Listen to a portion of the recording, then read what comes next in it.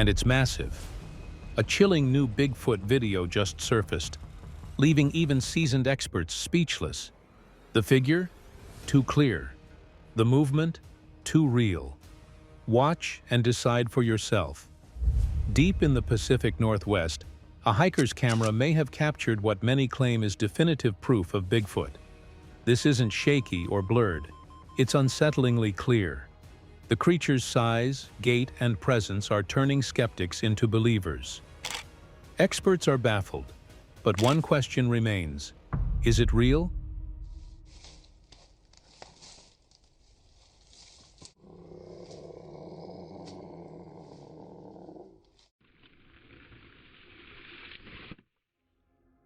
Something was already watching them.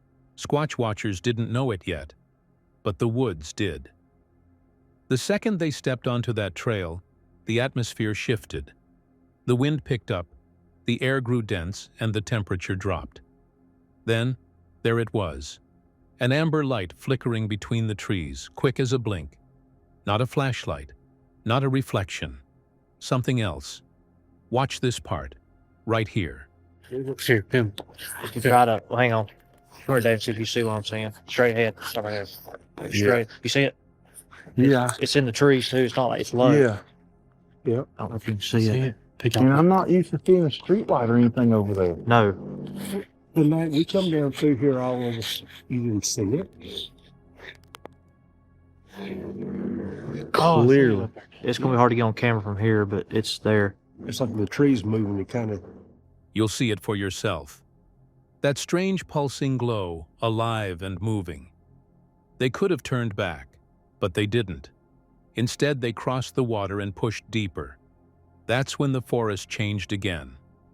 The ground opened wide, clear trails with no spider webs, no debris, no reason to be that clean. It felt prepared, as if something expected them. Then came the breaks in the trees. Snapped off high above, deliberate. A stone sitting where no stone should be. Placed, not fallen. They kept moving, but every step felt watched. Then came the prints. Massive, wide, spaced too far apart for any normal animal.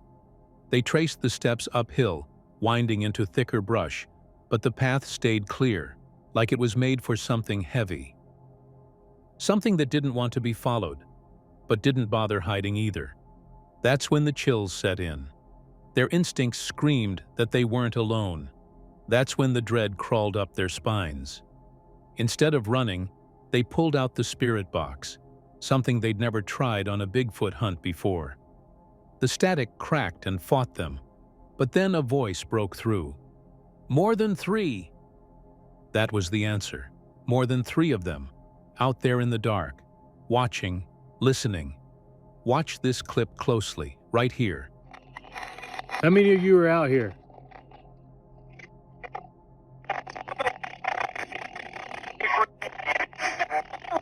If you can understand me, how many is in your clan?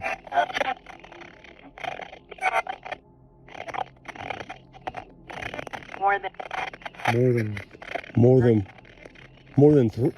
What is it? More than 3? More than 3. Can you repeat that? More than what? You'll hear it. Clear, real, unnerving. They asked more. Is it Bigfoot?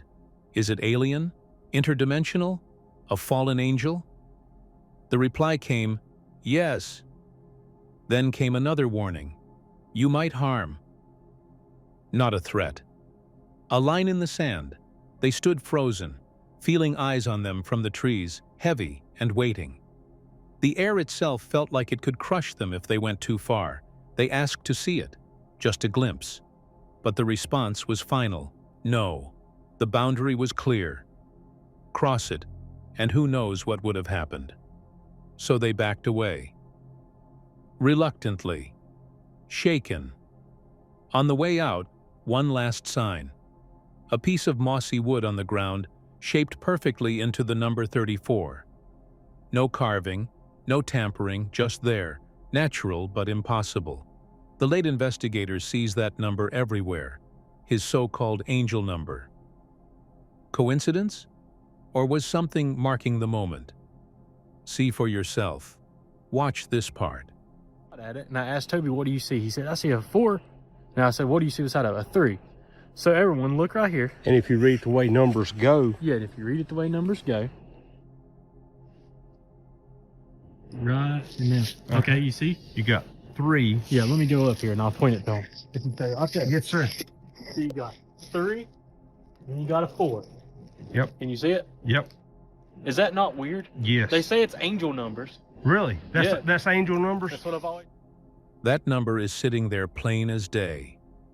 They left with no proof, just a feeling that more than 3 were still watching just past the trees, waiting for someone foolish enough to cross that line.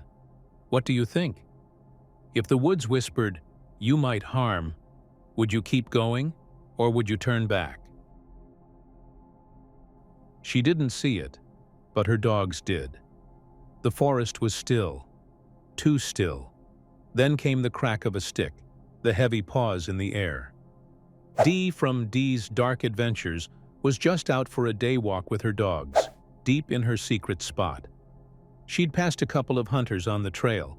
They were leaving early, and said something didn't feel right. But Dee kept going. The dogs, though, wouldn't stop watching the trees, their eyes locked in one direction, over and over. So Dee aimed her camera that way, catching nothing but shadows, or so she thought. It wasn't until she got home, scrolling through the footage, that she saw it. Peeking out from behind a tree, low to the ground, a small, dark figure. A baby Bigfoot. Wide eyes, curious but cautious. Watching her, watching the dogs, and never moving far. She was recording the whole time without knowing. Watch this part, right here.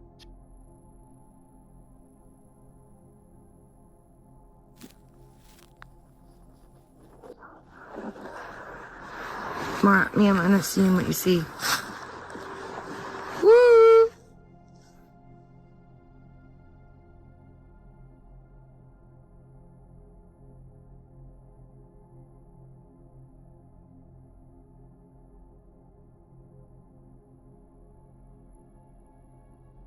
You'll see it. A little head leaning, pulling back, like it's playing a game of peekaboo with the camera. The dogs weren't imagining things. Something was really there. And it wasn't just her. That creature had been watching the hunters too. They'd been sitting only 100 feet from that very spot before Dee arrived. When they left, the baby Bigfoot stayed, now eyeing Dee and her dogs. But here's the strange thing. It didn't run. It didn't vanish deeper into the trees. It just stayed. Still, calculating, curious. Watch this clip closely, right here. You can see it moving and peeking. He's a little guy. But what I think's funny is if you're looking at that tree and you go walk 100 feet to the right, that's where those hunters were sitting. So he was checking them out, and then here I come into this area, and then they leave, and he really don't have nowhere to go unless he cloaks. But I think he's just curious about me and my dogs. It's so cool. You'll catch it shifting just slightly behind the tree. That's not a trick of light. That's something real. Dee felt it too, the weight of unseen eyes. She even called out, thinking maybe more hunters were nearby. But the woods answered with silence. Her dogs froze, stared, and refused to budge. They knew better. Dee was standing on the edge of something she couldn't see, but they could feel it. Why didn't it flee? Was it too young, too bold? Some believe these creatures can cloak, disappearing in plain sight. Maybe that's what happened when the camera wasn't looking. Or maybe it wanted to be seen. Just for a moment. Dee couldn't believe her eyes during playback. That trail, that quiet spot she trusted, it wasn't so empty after all. Watch this part, right here. What was that? I just heard a fucking stingray. Stop.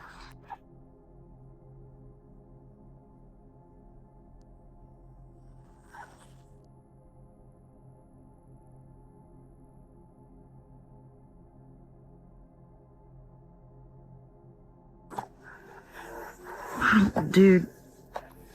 Woo! There's something going on over in here. I can't. The figure is there, clear and quick, but undeniable. Whether you believe or not, something was there, watching, waiting, maybe playing along with Dee and her dogs. Would you go back to that trail, knowing you missed seeing it in real time? Or would you leave the woods and its secrets behind? They were never alone. Something stood just beyond the trees, still, silent, watching.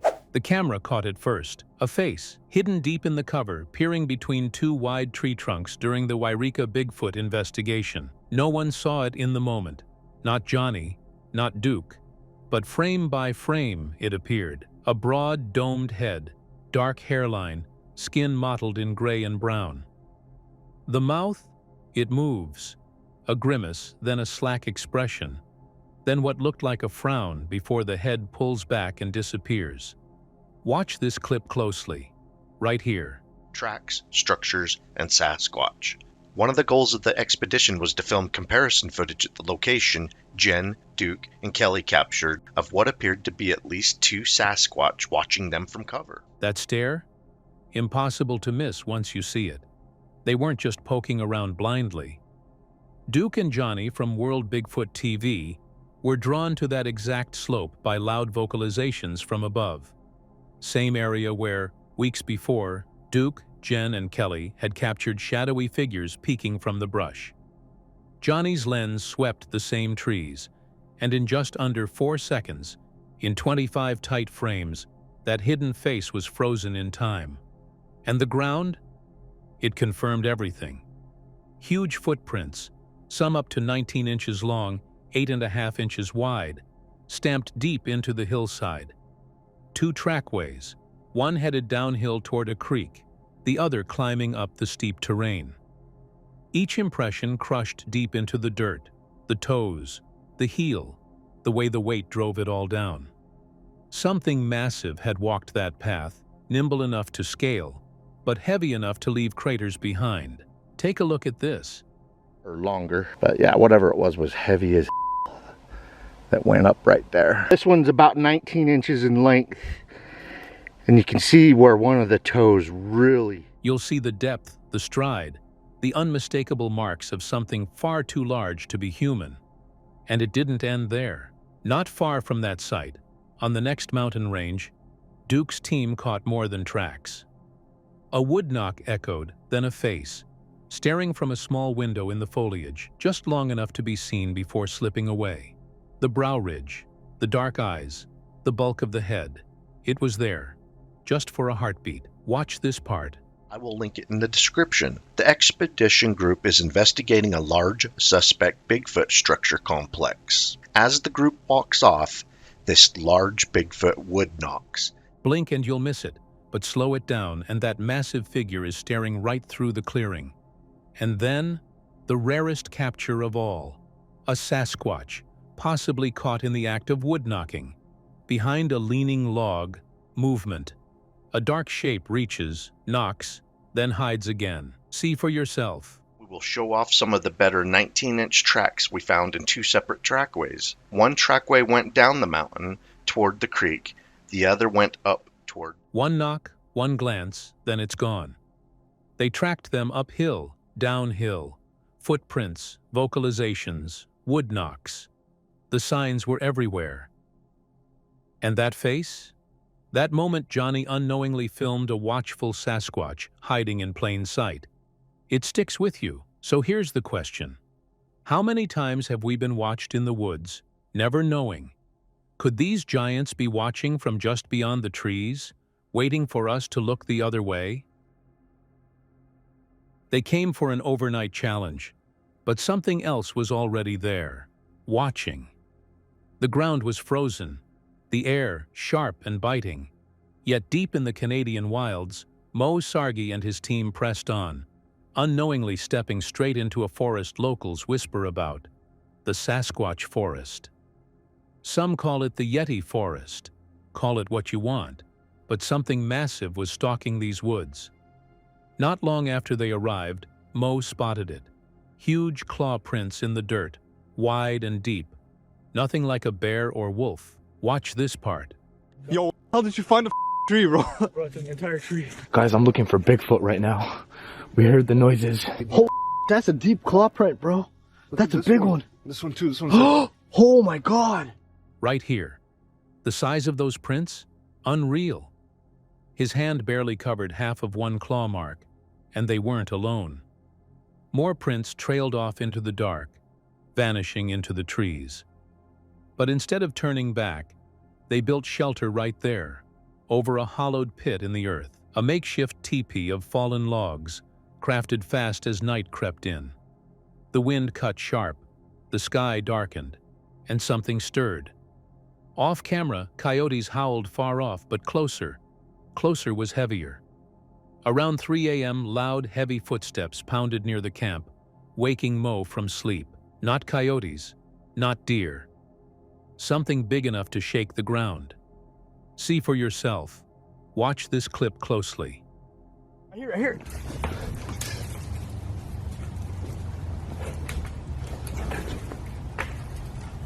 It's literally coming from all around. What's over there? You'll hear it, that distinct thump of weight crashing through the forest. Whatever it was didn't stick around, but the feeling of being watched never left. Morning didn't bring comfort, just more signs. As daylight bled through the trees, they spotted more claw prints in the frozen ground, lined up just yards from where they slept.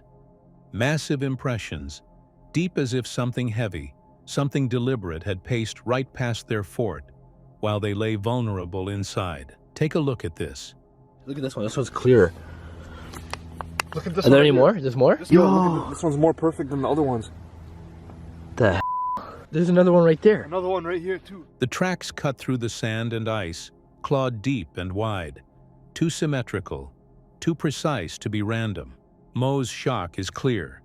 You can hear it in his breath as he tries to make sense of it.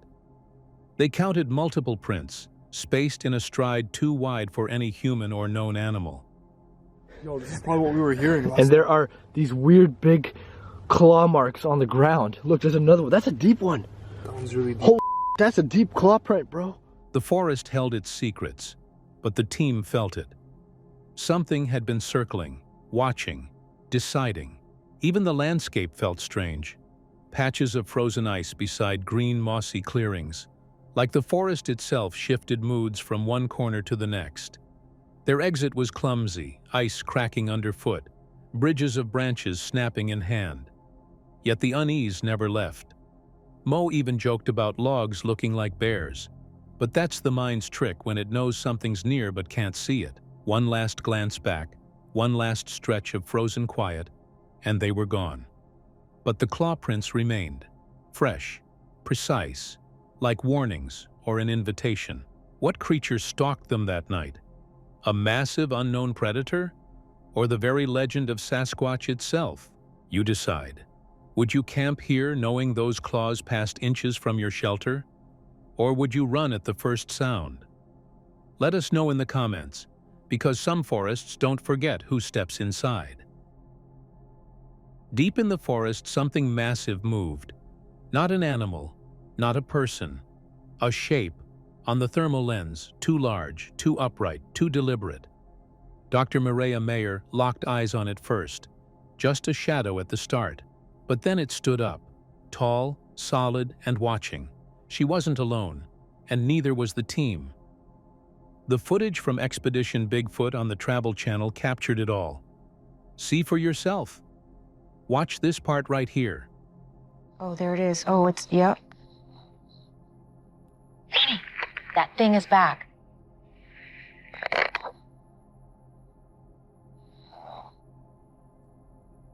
Oh my God. Ronnie, it's standing up. Ronnie, can you hear me? Ronnie, can you hear me? Ronnie! Maria! There's something moving over there. That heat signature? That's no ordinary wildlife. They tracked the heat, but what they didn't expect was how many there were. 4 enormous signatures moved just beyond the tree line. They weren't fleeing, they were circling, pacing, heads poking from behind trees, almost like they knew they were being watched. Suddenly, the signatures began to vanish, fading, shrinking, dissolving into white orbs of light. One by one, the forms shifted until they were just small, glowing spheres, as if the creatures weren't walking away, but transforming. Watch this clip closely, right here. Don't see it with my flashlight. But this heat signature is so big that it's coming through a huge shrub. How big does it look? Is it on? It's getting smaller. It's getting smaller. And the bottom part is looking more and more faint and transparent. So it's literally changing shape before your eyes. It's changing shape. It's getting smaller and starting to disappear. Hold on. No. It's impossible to explain, yet there it is on camera. Shape-shifting silhouettes dissolving before their eyes. Then came the sounds. A high-pitched whistle, long and sharp, echoing through the woods. No coyote, no known animal. Just a chilling, melodic call no one could identify. As the team stood frozen, every hair on their arms stood straight up. Something was moving around them, staying just out of sight, yet always watching. The forest wasn't empty. It was alive with presence. Something was following them, and it wanted them to know. Ronnie, what was that? I don't know. I've never heard anything like that. Ever. That was crystal clear. There's no way that was a coyote. That had more of a whistle, long-term whistle. But it wasn't just heat signatures or eerie whistles. The ground held its own proof. Russell Acord made the discovery. A line of massive barefoot prints in the mud, pressed deep and wide. 18 inches long, clear heel strikes, toes splayed perfectly in the dirt. No human had walked this remote stretch barefoot in the dead of night. The tracks didn't just walk, they emerged directly from the water, as if something heavy climbed onto shore, paused, then headed straight back into the forest. Take a look at this. Straight up right now. Something has moved through here. Oh my, look at this. Holy, look at that. That is a footprint. You'll see it. That footprint isn't just big. It's impossible to fake at that scale. When the full team arrived, they followed the tracks. A trail that led from riverbanks deep into dense brush, each print spaced with a stride far too long for any human. 16 inches, then 18, leading straight to the tree line. It was clear. Something enormous had passed through, and recently. See the moment, right here. Here's where it gets really strange. Tell me what you see in front of me. Oh my God. These are fresh from last night. Whoa. If you look in the water behind it, looks like an impression in the water back here. Ooh. This thing literally appears to have come out of the water and onto this bank. These toes are crystal clear. Oh my God. Look at where we are right now. What are the odds of somebody walking through here with bare feet? Right. And look just above it. The stride, the depth, the sheer size, undeniable. Multiple creatures on thermal, strange lights, sounds that don't match any known species, and enormous footprints. It's no longer just a story whispered around campfires. The signs are there, and this time the cameras caught them. But the bigger question remains. What creature walks on 2 legs, vanishes into light, leaves colossal prints and whistles from the dark?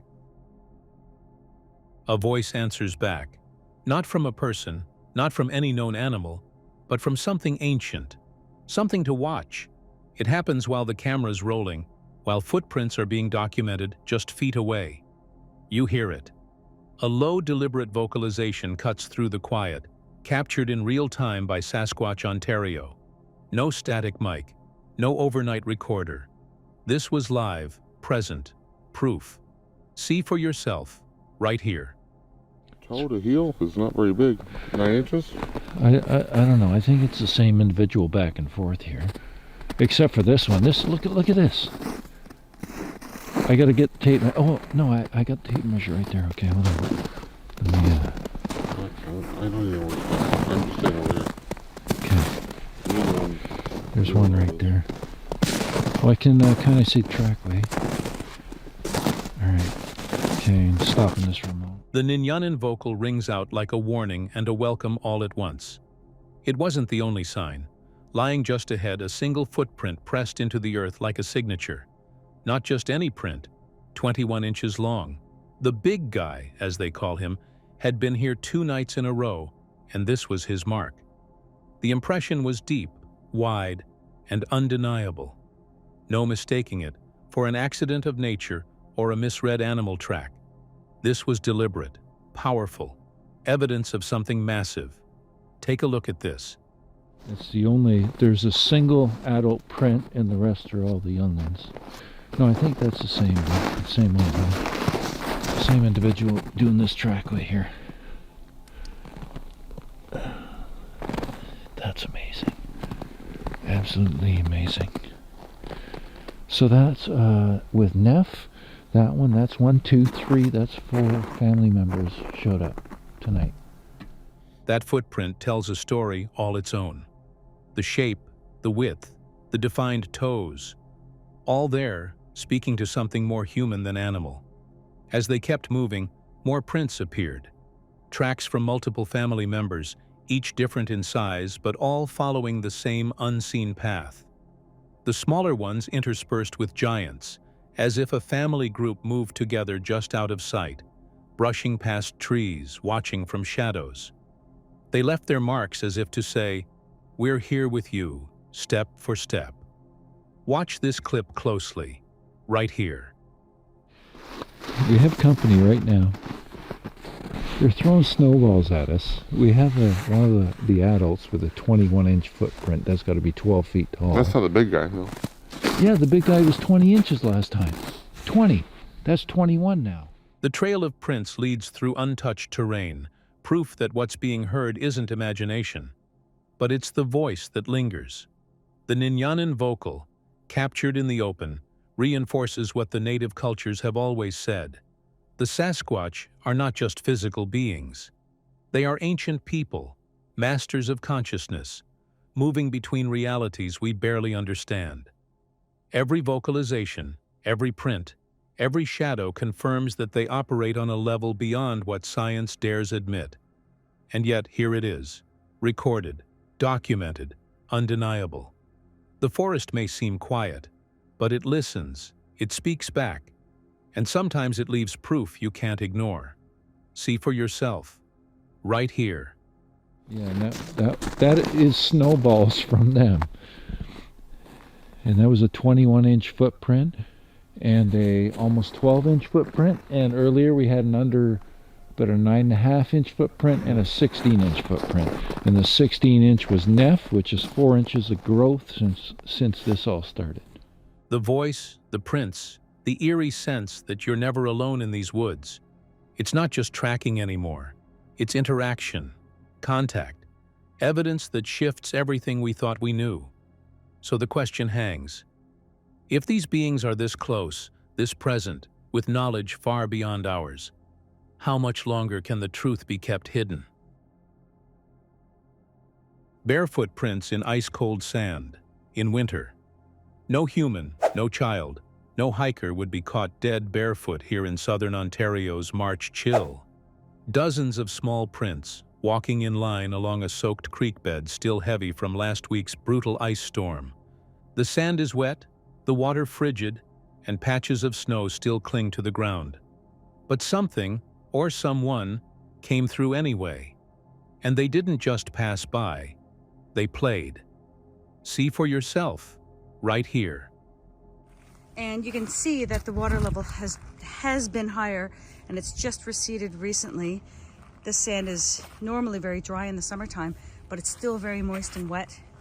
And so no kid in their right mind would be down here in bare feet in these types of temperatures, playing in the sand, okay? And yeah, no, it's just not happening. Look, boom, boom, see, walking in line. It's just incredible. Tiny impressions line the banks like a hidden family of young Sasquatch returned to a favorite spot. The same place where, just last summer, similar prints appeared and stunned the investigator behind Southern Ontario Sasquatch. I believe that these are young Sasquatch prints and they've just come out to play in the sand. Like, it's unreal. It's incredible. It's absolutely phenomenal. No person would step barefoot into this, not for fun, not for curiosity, and definitely not for a hoax. Take a look at this. Isn't that incredible? It's absolutely phenomenal. So I've taken a bunch of pictures and I'll put them together in some sort of little video. This isn't the best commentary, I'm sorry. I've just had a good look around the point there and up and over and into some other sandy areas. There were some other prints just on the edge of the creek that is now they've eroded. Like, you can't really tell that they're... The camera traces each impression, the stride deliberate yet playful. It's as if the little ones just couldn't resist the fresh, soft sand exposed after the floodwaters receded. But why now, in the cold, when the forest is empty of people? The prints keep appearing, around bends, just along the edges where ice still lingers. What's stranger is how fresh they look, like whoever left them had just passed through hours before. Watch this clip closely, right here. Anyway, I'm gonna stop talking and try to take some more pictures. Thanks for being here, everybody. Hope you're well. Take care. Bye.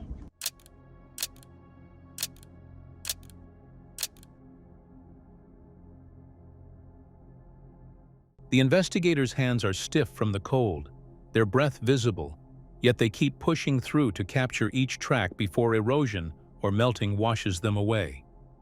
No one else is around. The nearest trail? Hundreds of meters off. The only visitor here? Something that doesn't care about the cold, the ice, or human eyes. Then comes the question that lingers. If these prints match the little ones from last summer, what does that say about their habits? Are they returning to the same places, seasons apart? Are we seeing patterns or playtime? And more importantly, how close were they when these tracks were made? Here's the moment it happened. And I've just come across a whole bunch of new ones. And I've just been spending the last 45 minutes or so taking as many pictures as I can and documenting what I can as I go. All right, so what's interesting about this is that this past week, Ontario experienced a really severe ice storm. A sweep of the creek reveals more eroded marks, footprints fading, but just recognizable enough to make you wonder if something watched the cameraman from the shadows. Not fantasy, not imagination, just evidence, stamped in winter sand. So tell me, who's really bold enough to walk barefoot in an Ontario winter, leaving only silence behind? Fresh off the Nebraska Bigfoot Conference, Blaine Tyler hits the Ontario trails again. And it doesn't take long before things get weird. Deep in the woods, he stumbles across what looks like a massive 20-inch print in the mud. But there's more. A closer look reveals a smaller print overlapping it, two different sizes crossing paths.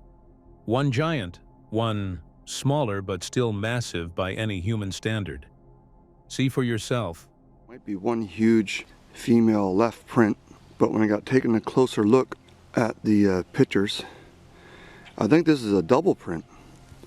There's one going this way that maybe stepped over this one, or the other way around where there's one going this way. And you see the toes, toe indents into the mud. I mean, there's nothing else like that here. Those toe impressions, clear as day. And that heel? 7 to 8 inches wide. No way that's natural. It gets better. Blaine follows the trail and finds another strike. A perfect match for the 20-inch print, just further up the path. A massive female, he guesses, judging by the curved foot shape. 20 inches long suggests a creature easily 9 feet tall, maybe more. Take a look at this. So there's something with 20-inch prints. I think it's a female because it's curved. Males seem to be more square. There's something with 20-inch, a female with 20-inch prints in here. So 20-inch prints makes her around 9 feet or so. The mud holds the proof. Toes, heel marks, everything's there. Like a ghost trail of giants moving through the forest. Moving past a familiar boulder, Blaine catches that smell. Heavy, foul, lingering just long enough to trigger instinct. It's no skunk. The stench is musky, thick, and rotten. He knows it well, the distinct scent of Sasquatch. Okay, I just walked past that boulder. I smell something. Maybe it's just a skunk, but usually you smell a skunk for like a certain amount of time. You're crossing paths with it. And it only grows stronger as he remembers what happened last time he was here. A nasty encounter with a gray-colored Sasquatch just feet away, hiding in cover and stalking him after he moved a small arch formation. The male took offense, trailing Blaine all the way back to the parking lot. Watch this clip closely. After I pushed an arch out of the way, a little arch, crack right beside my head on that tree right there in the middle after I passed the arch, which is kind of just in between those small ones. And there's a gray colored, like the color of a work sock, Sasquatch on the left, just to my right, just behind my shoulder, and I froze. And then I'm unarmed, and this guy's being all nasty. The camera pans through the rugged forest, retracing the path where the creature shadowed him, crossing behind trees, cutting across the trail, never too far. Then the tree knocked, a blast so close the bark rained down on him. But this wasn't just wood on wood. Blaine describes a metallic ring, an almost unnatural finish to the sound. Like something steel striking a sign, only there's no metal here. That metallic edge echoes through past encounters too, often when Dogman is nearby. It was a big, powerful tree knock right beside my head that the bark from the branch it used shattered onto me. That's how close it was to me. But something at the time I didn't associate it with. That, and maybe 2 other times in here, powerful tree knocks that I had like a metallic sound to it, like a finish to it, like almost like someone was beating up a sign, but there's no metal signs in here. Blaine's instinct tells him the creature was feeding off his fear, stalking from a distance, keeping just out of sight, but always close enough to smell, to hear, to threaten. The trail curves, the scent vanishes, then reappears, always switching sides, using the terrain to stay hidden. By the time he reaches the parking lot, the smell fades, but the feeling lingers. A predator shadowing its prey, not hunting, just watching. Here's the moment it happened. He cut across the trail, and I'll show you that up there, and was still following me all the way back to the beginning of the trail to the car parking lot. And I'll show you that in a minute. All right, so the trail curves and goes left. It cut across through there and was gonna meet me at the head of the trail. So you can hear the creek going behind me. The woods fall silent, but the threat never really leaves. Blaine plans to return, not just here, but up to Quebec, chasing the legends of the Beast of Seven Chutes. But after a trail like this, you have to ask, how many times have we been watched in the woods without ever knowing? Something was watching from the holler. Just beyond the pear trees, where the land dips low and the air hangs heavy, a footprint lay pressed deep in the earth. Not just any footprint, an old, weathered track molded into the ground like a silent marker of something still roaming these woods. 2 hours before the camera rolled, the cast went down, sealing the imprint before time could erase it. The excitement? Palpable. Every second spent waiting to lift the mold was a mix of anticipation and unease. See for yourself. came down and I plaster casted this. The reason that I do this, a lot of people don't, but I put sticks and stuff in because it's kind of like... You can make out the arch, the spread of the toes, half buried in damp soil, waiting to tell its story. This isn't the first time. That stretch of land holds a reputation. Eye shine flickers from the tree line at dusk. Low whoops echo back when the air turns still.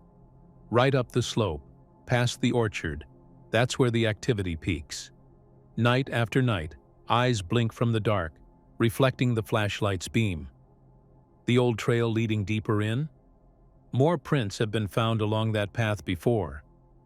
Watch this clip closely. I've actually gotten a lot of stuff up in there. And down that little trail, I have found footprints. These are persimmon and pear trees, and this one's an apple tree. The trees sway gently, almost as if hiding something just out of frame. Down by the apple and pear trees, it always seems to happen in spring and summer, as if the warmer air brings them closer. The prints, the sounds, the presence just past the edge of sight. And every time, there's that familiar pull to document, to preserve what little evidence remains before the forest reclaims it. That's why the cast was reinforced with sticks, like rebar in concrete, ensuring it holds together when pulled from the earth. Just a little information on how to cast your footprints. And also when you do, you make it kind of the same consistency as you do pancake syrup. A little trick to keep the story intact when others might crumble. But even before it's lifted, the shape is undeniable. Toes clearly defined, the curve of the foot captured in stone-like plaster. Once it's out, the details will pop, but already, the mind races. What was it doing here? Passing through or watching? The lower half of the property has always felt different, charged, as if the woods themselves know they're being observed just as much as they're hiding a watcher. Take a look at this. Stuff, but here it is one more time. You can see back in here the toes. You'll be able to see it better once I pull it out of the ground. The camera lingers on the cast, still wet, still fragile, but unmistakable in form. You can almost feel the gaze from the tree line, a heavy presence that never truly leaves. As night creeps back in, the mind can't help but wonder, will the whoops return? Will those eyes blink from the dark again? Or did the creature leave more than just a footprint this time? What would you do if you found a track like this on your own land? Would you dig deeper or run the other way? Cold air bit hard on the ridge that morning. The wind whipped like it had a purpose, and every crack of the forest sounded like a footstep closing in. High in Sasquatch country, Randy Brisson was pushing deeper, cell phone in hand, but it was barely keeping up. The sound didn't carry. The zoom was worthless, yet still, he captured what he could.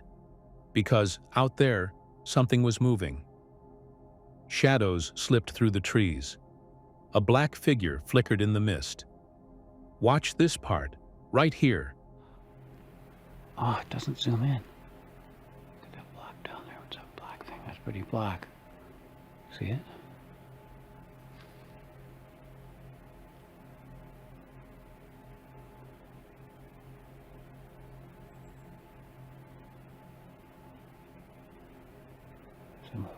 Is it moving yet?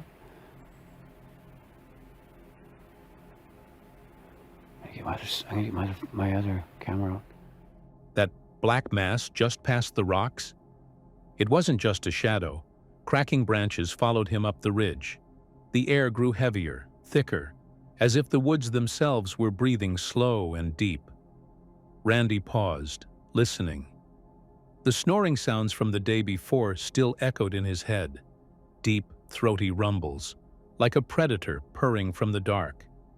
He'd heard the whoops, too, loud and relentless, back and forth through the trees. Something was communicating, no doubt about it. Yesterday felt electric. Today, it was just eerie. See for yourself. I say very eerie in here today. Doesn't seem like it, but it is. Let me tell you. When you're alone deep in the mountains, thousands and 1,000 feet up, a couple thousand feet in the mountains.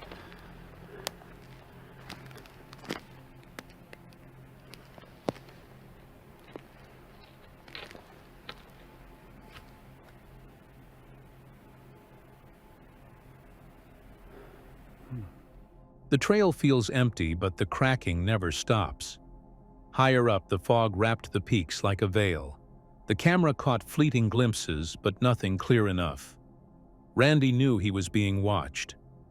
A black shape crouched low, barely visible through the brush, and just as he tried to zoom, the cell phone blurred it all.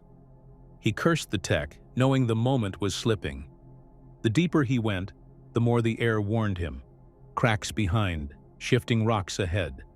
He pushed on, climbing past old gifting spots where Sasquatch once left quartz and feathers. The remnants were still there, faded, weather-worn, but undeniable. Take a look at this. Oh yeah, look, see, there's still a couple of feathers there. That old feather, eh? Man, that's been there for, 10 years. The other one's broken. These put feathers all over here. Come down the mountain from over here. A lot of these trees weren't so much like that, crashed down like that. The mountain goes up about, I don't know, 5,000 to 6,000 feet here. They come down. A feather still clings behind the old stump, 10 years on. Evidence or a message? Further up, the wind picked up, and the forest turned against him. Rocks slick with rain, paths twisting tighter, smells drifted through the air. Musky, earthy, not quite animal. Something was close. The cell phone caught none of it clearly, but the feeling in Randy's gut was louder than any recording. Every step deeper into the ridge felt like a gamble, but the signs were there. Cracks, dark figures, eerie gifts left long ago. He remembered the woman's voice from the last video, swearing she saw a Sasquatch. Randy believed her now. He had seen the shape, heard the whoops, felt the stare. So here's the question. Would you keep climbing deeper, knowing what might be watching from the shadows? It started with silence, broken by the static of a lost radio. Willie had gone missing. The crew was in the middle of Tiger Valley, deep woods, thick fog, no clear paths. His radio was found lying in the brush, but no Willie. That alone set the tone. Something wasn't right. Not at all. See for yourself. This footage says it all. Willie? Hello? Hello? This ain't good. Willie? Willie? I should see him. Oh no. Look here. This is Willie's radio. Oh no. Finding Willie's radio means he was out here, but where's Willie? This is not good. Jeff. The team scrambled. You could hear it in their voices. Urgency, confusion, and real fear. Willie had called in, saying he saw red eyes behind the pines. Then, nothing. Just dead air. His flashlight was found next. Not dropped gently. It looked like it had been thrown, or lost in a panic. This wasn't just someone getting turned around in the dark. Something chased him, something that made a seasoned tracker run. They retraced his last known path, sweeping the forest line. That's when they spotted the broken branches, bent twigs, signs of a struggle, and then Willie's bandana, torn and left behind. That's when it clicked. Whatever was out there had pushed him deep into the trees. Take a look at this. I think he went that way. Let's go get him. Willie said he's seen red eyes behind the pines. Bill, you're pulling security. All right. I'll tell you what has red eyes out here. Smoke wolves. And if Willie's out there by himself with smoke wolves, this could be the start. Smoke wolves. That's what the team whispered about. Red eyes, stealthy movement, and total silence until it's too late. Could that be what Willie saw? Whatever it was, it left him twisted in fear. The crew caught gunfire in the distance. Real shots, rounds being fired. The sound cracked through the woods. They bolted toward it, thinking the worst. Then They found him. Willie was on the ground, still alive, barely speaking. His eyes locked on something, breathing erratic. He was pointing toward the trees, but couldn't get the words out. His gear was scattered. He had lost control, even wet himself from fear. That's not something you fake. Not from a guy like Willie. Here's the moment it happened. Son of a bitch! Clear that weapon, Buck! Give me that, give me that. Okay. Will! Willie? Is he breathing? He's breathing. Hang on. Easy, Bill. Easy. Son of a bitch, Will! Give him a second, You okay, dude? Willie. Man, he don't look right. Willie. He looks like a wild You're all right, one, you're all right, Easy, you're all right. easy, Willie. You're all right, Will. It's your bruise. You're all right, man. It's all right. Easy, dude. We got you. Even after they found him, he wasn't really there. Shaken, like he saw something he couldn't process. His pupils weren't right. He was reaching for a weapon even after they told him he was safe. That's not just adrenaline, that's trauma. Willie! Boy! We ain't gonna get an answer. Let's stay right on him. Let's go. Come on, get the help to her. I see a broke stick right here. Good. You still got his track up there, Buck? Yeah, it's not much of a track anymore. Yeah, here's a broken limb right here. When they asked what he saw, he finally whispered, "They're here. Multiple. Not one creature. Plural." They got him into the truck, hauling him back to base camp. But even then, he kept looking back. Watching the tree line, you could feel it, like the woods were watching too. This footage says it all. Whatever happened that night, it wasn't normal. The Travel Channel's Mountain Monsters crew has seen a lot. But this was different. All right, okay, yeah. Thank you. All right, grab his arm. Hook his arm. Come on. Somebody said why his horse is beating like hell, Buck. We're going to have to get him out of here in the base camp. We need to get Willie out of here and back to base camp. Jump in there, Jeff. Hey, guys, we'll come back and get you. We'll come back and get y'all later. We'll get the hell to base camp, though, bro. Something got close. Close enough to rattle Willie to his core. And not just him. Everyone felt it. The woods weren't empty. And what sticks? The red eyes behind the pines. That wasn't random. That's classic predator behavior. Wait in the dark, lure someone deeper, then strike when they're alone. And Willie? He followed something out there, something he thought he could handle. But it didn't go that way. Here's what the camera actually captured. No creature was clearly seen on film. Is that Willie's light? Willie? Willie! Oh! Did you hear that? I don't know where that came from. Tell you what, wide open field like this, something could be on us in a hurry. Let's go back and get to side by side. Let's go, we gotta move. I need to get over to that light. But after hearing— But you don't always need a face to feel the fear. The broken brush, the gunfire, the physical state of Willie, that's evidence. The kind that doesn't need embellishment. When a hardened woodsman breaks down, that tells you everything. So what do you think happened in Tiger Valley? Was it smoke wolves, something older, or something unknown? Willie saw something. That's not up for debate. But what exactly was it? Drop your thoughts in the comments. Because whatever's out there, it's still out there. It hit fast. A shift in the air, like the forest suddenly woke up. You know that feeling, like being watched but no one's around. That's how it started. The guy heads out to a spot he's camped before. Same trail, same creek, same cave. It's literally sand converting into rocks. That was really nice. I would have loved walking on sand. Imagine if this was all a beach, that would have been a lot better.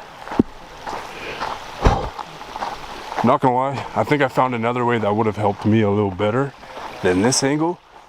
But this time, the forest wasn't quiet. It was waiting. The pink children's shoes on the ground, no explanation. The slack line stretched up the cliff, not there last time. And then the sulfur smell, rotten, sharp, like something marking territory. Something wild. See for yourself. It's so spooky over here It's so quiet. I know, right? Like, you don't hear anything on this side at all. It smells weird. You smell that? Yeah, what is that? It smells like sulfur. I didn't smell that the first time. If there is sulfur here, you would have probably smelt it last time too. Sulfur, yeah, 100%. You smell that? It's kind of sulfuric. Yeah. Almost smells like a skin foot to go fart or something. I don't even know. He tries climbing. First attempt. He slips. Something shrieks from the top. Not an owl, not a coyote. Too sharp. Too big. He backs off. Leg shaking. Tries again. Second time. It happens again. Oh, f***. Oh, f***. Oh, f***. How am I gonna get down? Holy shit, I'm actually like freaking out right now, guys. What the f*** was that? What was that? What was that? Ah. Same spot. Same sound. Louder. He panics. The rope snags his ankle. He drops. Hard. His leg twists. Pain flashes through him. But worse, something's moving above. It's close. Here's what the camera actually captured. Ah, I literally tripped and like bent my leg back. Ah. Oh. Ah. The rope just tied around my freaking leg. Oh. Holy shit. I can't do it. He finds a hardened puddle. Smells like urine. But thick, gooey, placed, and fresh. The camera picks up his breathing. Fast, shaky. Then a screech. Long, ripping through the trees. Something's up that ridge. Watching. Waiting. He starts talking to it. Like it's a person. Who's up there? But it's not a person. You can hear it in his voice. He's trying to believe that, but his gut knows better. Take a look at this. I'm getting attacked by like moths and stuff. Jesus. I'm getting such an uncomfortable feeling. Woo! Who's there? Holy shit. What was that? Holy shit. I'm gonna go after it. No. He climbs higher. Night vision on. Moths hit his face. The scream comes again, closer this time. He falls. Rope lashes his leg again. He groans in pain, downhill now, fast. But the scream doesn't stop, neither does the movement. At the bottom, he catches his breath. I think I just found its home, he says. And he's right. There's no sound like that unless something's protecting something. Later, back near base, he and Angela regroup, both of them shaken. She went inside the cave alone. He tried climbing. Both heard voices, chatter, movement. Even now, something is still trailing them. Owls mimic, but not like that. Watch this clip closely.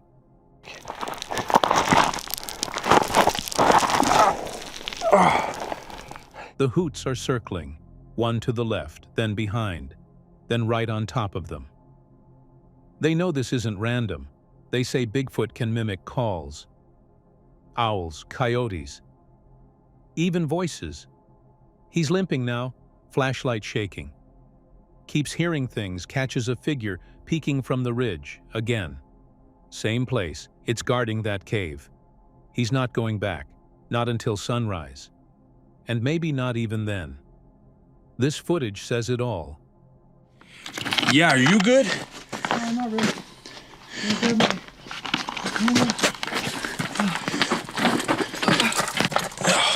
Can you reach?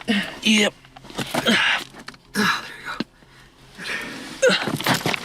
Oh, you okay? Yeah, I'm good. Jesus.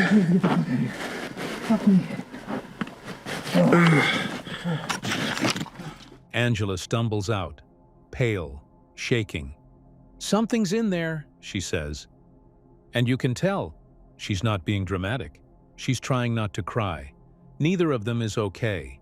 They both saw something, heard something, And it wasn't alone. They limp back to camp. Coyotes howl nearby. The path they took earlier? Blocked now, as if the forest shifted behind them, as if something didn't want them coming back. The video ends with silence. No explanation, just fear. And the feeling that whatever was out there, it's still watching. What do you think was waiting on that cliff? Let us know below. If this footage is authentic, it could rewrite everything we know about Bigfoot. Experts are still scrambling for answers. But what do you think? Hoax or history in the making? Watch the clip again, look closely, then tell us. Could this finally be the proof we've been waiting for?